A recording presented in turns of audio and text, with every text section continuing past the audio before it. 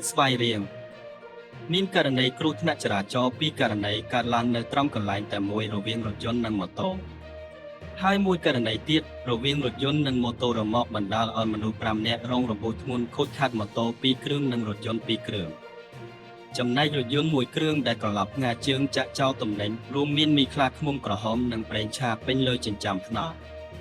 ករណីគ្រោះថ្នាក់ចរាចរណ៍នេះកើតឡើងនៅវេលាម៉ោង 7:20 នាទីយប់ថ្ងៃទី23 ខែមេសាឆ្នាំ 2024 នៅលើកំណត់ផ្លូវជាតិលេខ 1 ត្រង់ចំណុចខណ្ឌលិចស្ពានត្រាំខាងមុខរោងចក្រមួយកន្លែងស្ថិតនៅភូមិក្បែកប្រហោងឃុំតាស៊ូស្រុកស្វាយជ្រុំបណ្ដាលឲ្យអ្នកបើកម៉ូតូរងរបួសធ្ងន់បើតាមសមត្ថកិច្ចបានឲ្យដឹងថាករណីទី1កើតឡើងនៅវេលាម៉ោង 7:10 នាទីយប់ថ្ងៃទី23 ខែមេសាឆ្នាំ 2025 រវាងរថយន្តមន្ត្រីកុយនិងរដ្ឋាភិបាលសាខាខេត្តស្វាយរៀងជាមួយម៉ូតូបណ្ដាលឲ្យអ្នកបើកបរម៉ូតូម្នាក់រងរបួសធ្ងន់សមត្ថកិច្ចបានឲ្យដឹងបន្តថាករណីទី2ខណៈដែលសមត្ថកិច្ចកំពុងធ្វើចរាចរណ៍សម្ដាប់ធ្នាប់កន្លែងគ្រោះថ្នាក់ចរាចរណ៍ស្រាប់តែមានគ្រោះថ្នាក់ចរាចរណ៍មួយករណីទៀតនៅក្បែរគ្នារវាងរថយន្តនិងម៉ូតូរ៉ឺម៉កគឺរថយន្តម៉ាក Hyundai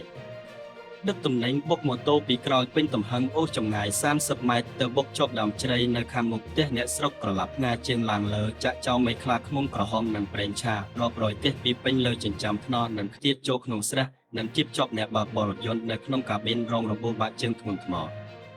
ចំណែកអ្នកបើកម៉ូតូរ៉ឺម៉កបាក់ជើងធ្ងន់ធ្ងរចំណែកអ្នករួមដំណើរ2នាក់របួសធ្ងន់ធ្ងរដែរ